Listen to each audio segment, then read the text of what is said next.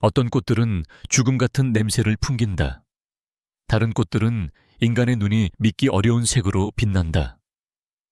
그리고 몇몇은 일생에 단 한 번만 피는 매우 희귀한 꽃들이다. 이것들은 환상이 아니다. 그것들은 실제로 존재하며 세상에서 가장 독특한 꽃들이다. 이 꽃들은 어떤 비밀을 숨기고 있을까? 그리고 왜 자연은 이들을 이렇게 기묘하고 숨이 멎을 정도로 아름답게 빚었을까? 피닉스에 오신 것을 환영한다. 여기서 아름다움과 기묘함이 지구상에서 가장 독창적인 창조물 속에서 충돌한다. 타이탄 아름, 시체꽃, 불꽃, 백합이 아름다움으로 타오른다면 타이탄 아름은 그로테스크한 웅장함으로 충격을 준다. 시체꽃으로 알려진 이 거대한 식물은 수마트라의 열대우림에서 자라며 불쾌한 기록을 가지고 있다. 지구상에서 가장 큰 가지 없는 꽃 차례를 만들어내며 최대 3m 높이까지 치솟는다. 하지만 이 꽃을 악명 높게 만드는 것은 그 냄새이다.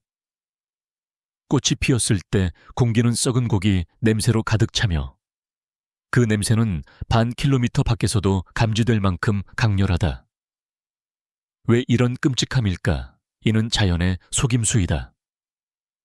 이 역겨운 냄새는 썩은 고기를 먹는 딱정벌레와 파리를 유인하며 이 식물 괴물에게 완벽한 수분 매개체가 된다. 그리고 그 꽃 피는 모습 자체는 드문 광경이다. 각 식물은 7에서 10년을 기다린 후에야 진홍색 꽃잎을 펼치며 그 장관은 단 며칠 동안만 지속된다. 식물원에서는 이 순간의 기적을 보기 위해 사람들이 몇 시간씩 줄을 서곤 한다. 하지만 혐오 뒤에는 매혹이 있다. 인도네시아의 일부 문화에서는 타이탄 아름을 영적인 식물로 보며 삶의 부패와 재생의 순환을 상기시킨다. 과학적으로도 이는 생존의 경이로움이다. 거대한 지하 덩이줄기, 때로는 100kg 이상의 무게를 가진 덩이줄기가 이 거대한 꽃을 피우기 위한 연료가 된다. 세상에서 가장 악취나는 꽃 앞에 서서 그 냄새를 참아내며 지구에서 가장 드문 경이 중 하나를 엿볼 용기가 있겠는가? 제이드 동굴, 에메랄드 폭포. 필리핀의 열대우림에 들어서서 갑자기 빛나는 폭포 아래 서 있다고 상상해보라. 물이 아니라 꽃으로 이루어진 폭포이다. 이것이 제이드 덩굴 초현실적인 청록색과 넌 녹색으로 빛나는 꽃송이가 쏟아지는 식물의 경이이다. 정글의 얼룩진 빛 속에서 이 매달린 꽃송이는 최대 3m 길이까지 뻗으며 마치 다른 행성에서 온 것처럼 반짝인다. 하지만 여기서의 아름다움은 연약함을 숨긴다. 제이드 덩굴은 밤의 그 섬뜩한 빛에 끌리는 박쥐에 의해 수분이 이루어진다. 박쥐가 없으면 이 꽃의 미래는 희미해진다. 슬프게도 삼림 벌채로 인해 이 경이로운 식물은 생존의 위기에 처해 있으며 관찰 기회는 점점 더 드물어지고 있다. 보호론자들은 이제 그 자연 서식지가 조각조각 사라지는 가운데 이를 보호하기 위해 경쟁하고 있다. 현지인들에게 제이드 덩굴은 단순한 장식이 아니다. 열대우림의 신비로운 풍요로움을 상징하는 정체성의 보물이다. 여행자들에게는 이 꽃이 피는 모습을 보는 것이 현실을 초월하는 꿈의 풍경으로 들어가는 것처럼 느껴진다. 지구상에서 이처럼 상상력을 사로잡는 꽃은 거의 없다. 왜냐하면 이 꽃은 전혀 현실적으로 보이지 않기 때문이다. 숲속에서 빛나는 에메랄드 폭포를 우연히 마주친다면 그것이 꽃이라고 생각하겠는가? 아니면 다른 세계로 통하는 포털이라고 생각하겠는가? 블리딩 하트, 우는 꽃. 봄 정원의 그늘진 구석에서 스스로의 슬픔을 간직한 듯한 꽃이 피어납니다. 금낭화는 활 모양으로 뻗은 줄기에서 분홍색 등불처럼 매달려 있으며 각 꽃은 한 방울의 눈물을 흘리는 연약한 하트 모양을 하고 있습니다. 처음 보는 순간 식물이라기보다는 꽃 속에 멈춰선 하나의 이야기처럼 느껴집니다. 동아시아가 원산지인 이 꽃은 오랫동안 시와 예술 전설에 영감을 주었습니다. 일본 민속에서는 이루어지지 못한 사랑의 이야기와 연결되어 있는데 한 사무라이의 부서진 마음이 이 꽃의 늘어진 형태로 피어났다고 전해집니다. 빅토리아 시대의 영국에서는 낭만과 애도의 상징으로 사랑받았으며 기쁨과 슬픔을 동시에 담아낸 꽃으로 정원사들의 마음을 사로잡았습니다. 그러나 상징성을 넘어 금낭화는 자연이 빚어낸 놀라운 걸작입니다. 이 꽃은 매년 봄마다 피어나 서늘하고 촉촉한 흙에서 무성하게 자라다가 여름 더위가 오면 사라집니다. 이는 불타오르다 너무 일찍 사라지는 덧없는 사랑과도 같습니다. 한 그루의 금낭화는 수십 송이의 꽃을 피워내어 고요한 정원을 분홍빛과 하얀 빛의 폭포처럼 물들이니 마치 사랑 그 자체가 땅 위에 부드럽게 흘러내리는 듯합니다. 금낭화는 우리에게 멈추어 서서 생각해보라고 속삭입니다. 왜 우리는 슬픔이 깃든 아름다움에 끌리는 것일까요? 아마도 이 꽃처럼 우리 인생에서 가장 강렬한 순간들은 사랑과 상실이 함께 어우러져 있기 때문일 것입니다. 피어난 금낭화를 볼 때 당신은 슬픔을 느끼나요? 아니면 희망을 느끼나요? 아기포데란, 요람 속의 핀 꽃, 안데스 산맥의 구름숲 속에서 식물이 아니라 마치 꽃잎으로 조각된 자장가 같은 꽃이 핀다. 아기포데라는 그 이름처럼 기묘한 환영을 자아낸다. 그린빛 흰색 꽃잎 하나하나가 포대기에 꼭 쌓인 아기를 닮은 작은 형상을 품고 있다. 자연은 잎사귀 사이에 요람을 만들어 놓은 듯하다. 이 매혹적인 모습 너머 이 난초는 문화적 의미를 지닌다. 콜롬비아 일부 지역에서는 이 꽃을 보호와 새로운 시작의 상징으로 여기며 그 아기들은 다산과 가정의 수호자로 여겨진다. 하지만 과학자들은 이 난초의 진화적 속임수에 감탄한다. 두꺼운 밀랍 같은 꽃잎은 마치 방처럼 작용해 방문하는 벌들의 윙윙거리는 소리를 울려 퍼지게 하여 그들을 더 깊이 유인하며 수분을 돕는다. 이는 아름다움 속에 기능을 숨긴 예술적이면서도 전략적인 설계다. 그러나 많은 난초들처럼 이 꽃 또한 고지대 숲의 연약한 생태계에 묶여 추이 루어 한 존재로 살아간다. 꽃이 만개한 모습을 발견하는 것은 꽃 속에 보존된 순수함을 우연히 마주하는 일이며 거칠고 길들여지지 않은 풍경 속에서도 부드러움이 자리 잡을 수 있음을 일깨워준다. 꽃잎 요람을 들여다볼 때 당신은 단지 환영을 보는 것일까? 아니면 자연의 약속이 고요히 포대기에 쌓인 속삭임을 듣는 것일까? 검은 박쥐 꽃, 그림자의 꽃. 동남아시아의 열대우림으로 들어가면 식물이라기보다는 밤의 생물처럼 보이는 꽃을 마주할 수 있다. 검은 박쥐꽃은 짙은 보라색, 검정색 꽃잎이 날개처럼 넓게 펼쳐지고 거의 70cm에 달하는 긴 수염 같은 섬유가 달빛 아래 날아갈 준비가 된 듯 매달려 있다. 이는 고딕 연극으로 치장한 자연 그림자와 비밀을 속삭이는 꽃이다. 꿀벌과 나비를 유혹하는 밝은 꽃들과 달리 박쥐꽃은 파리와 다른 밤의 방문자를 끌어들여 독특한 모양과 어두운 매력에 의존한다. 하지만 매혹적인 것은 외관뿐만이 아니다. 이 식물은 완벽한 습도와 그늘을 요구하며 재배하기가 악명 높게 어렵다.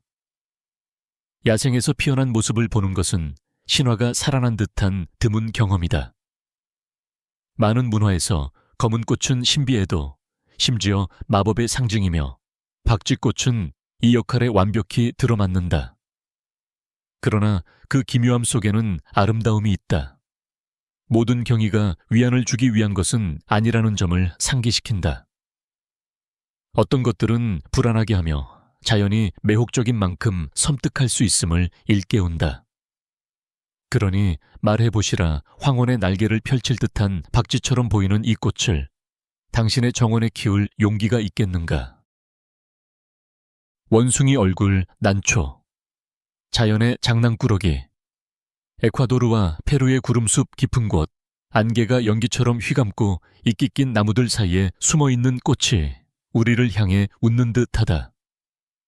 원숭이 얼굴 난초는 놀라울 정도로 영장류의 얼굴을 닮은 꽃을 피운다.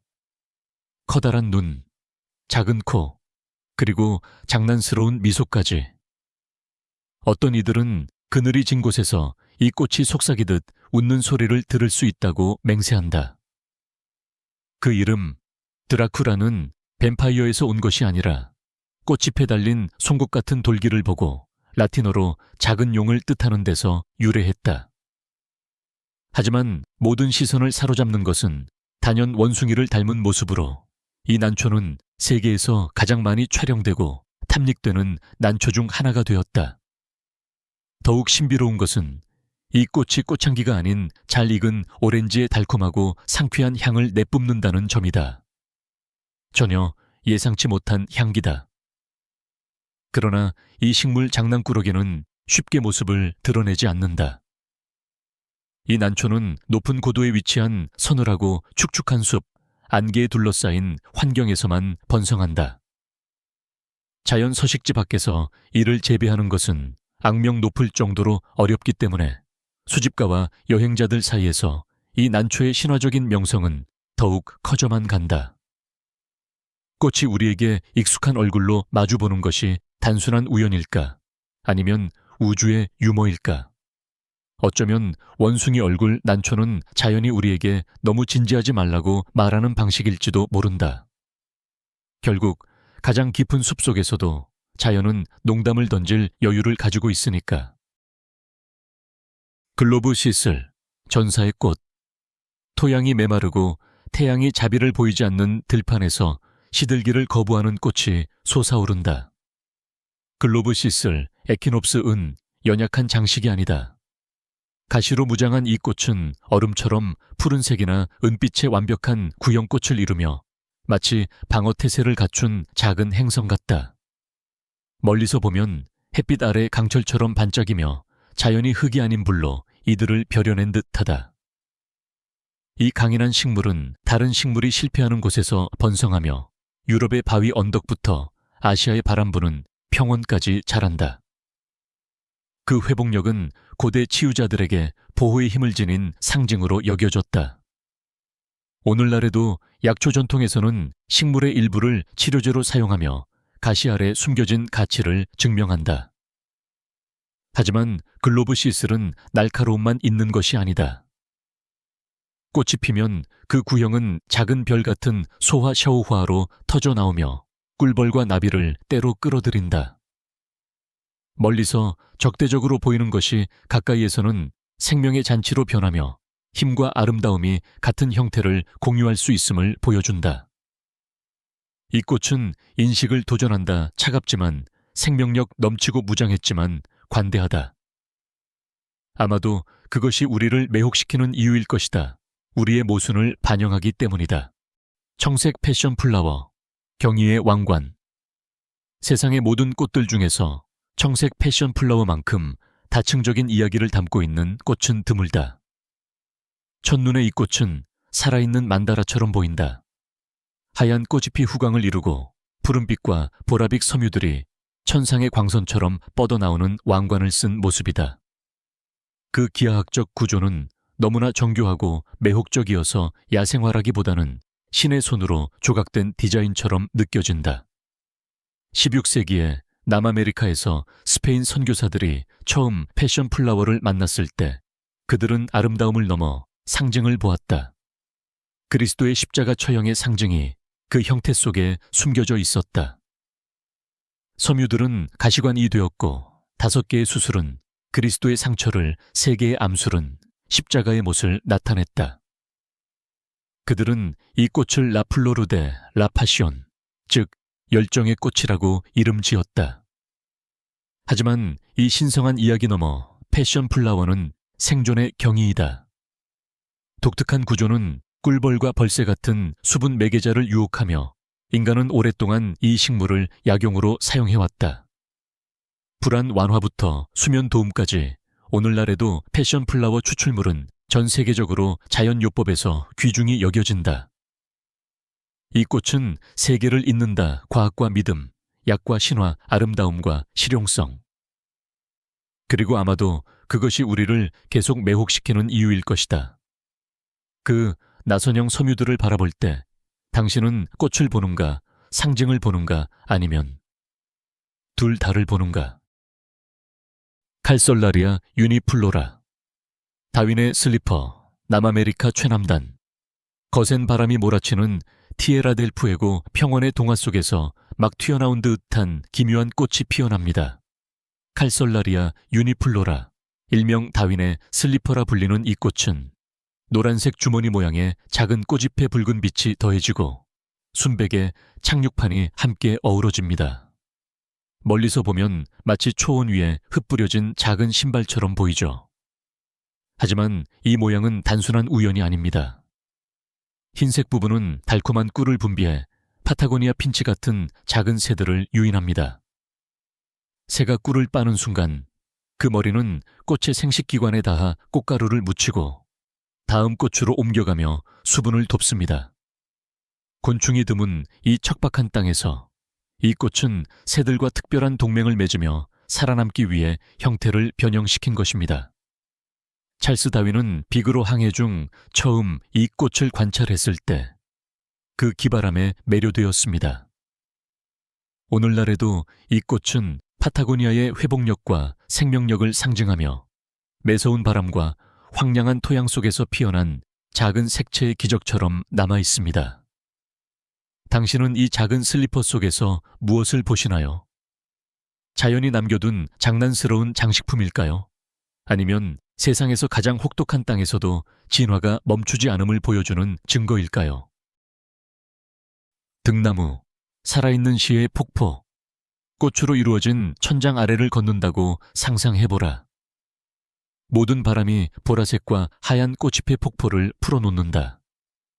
이것이 등나무 지구상에서 가장 매혹적인 꽃 중 하나이다. 중국, 일본, 미국이 원산지인 이 덩굴은 수백 년 동안 살 수 있으며 사원정원 오래된 마을을 살아있는 역사의 실처럼 감아돈다. 일본의 가장 유명한 등나무 터널은 150m 이상 뻗어 있으며 매년 봄 수백만 명을 끌어들인다. 그곳에 서면 마치 시간이 그 폭포 같은 꽃들 아래에서 느려지는 듯한 꿈속으로 들어가는 기분이다. 그 향기 달콤하고 거의 중독적인 눈 수백 년 동안 시인 예술가 심지어 축제 전체에 영감을 주었다. 하지만 등나무는 단순히 아름다움만이 아니다. 이 덩굴은 놀라울 정도로 강하며 5층 높이까지 오를 수 있고 억제하지 않으면 나무를 질식시킬 만큼 굵어진다. 이 식물은 부드러움과 원초적인 힘을 모두 구현한다. 자연의 우아함이 종종 숨겨진 강인함과 함께 온다는 영원한 알림이다. 아마도 그것이 등나무가 우리를 계속 사로잡는 이유일 것이다. 이는 단순한 꽃이 아니라 덧없음과 영원함을 잇는 살아있는 달이 아름다움이 섬세하면서도 멈출 수 없는 스펙터클이다. 불꽃 백합에 불타는 꽃잎부터 등나무의 꿈 같은 폭포까지 이 꽃들은 자연이야말로 가장 위대한 예술가임을 증명한다. 각 꽃은 생존 경이 그리고 시대를 초월한 아름다움의 이야기를 담고 있다. 그리고 이것은 단지 시작일 뿐이다. 세상은 아직도 드러나지 않은 비밀들로 가득하다. 이곳은 피닉스 모든 여정이 단순한 장소를 넘어 우리 행성에 숨겨진 시를 드러낸다. 그러니 이 꽃들 중 어느 것이 당신의 마음을 가장 사로잡았는가?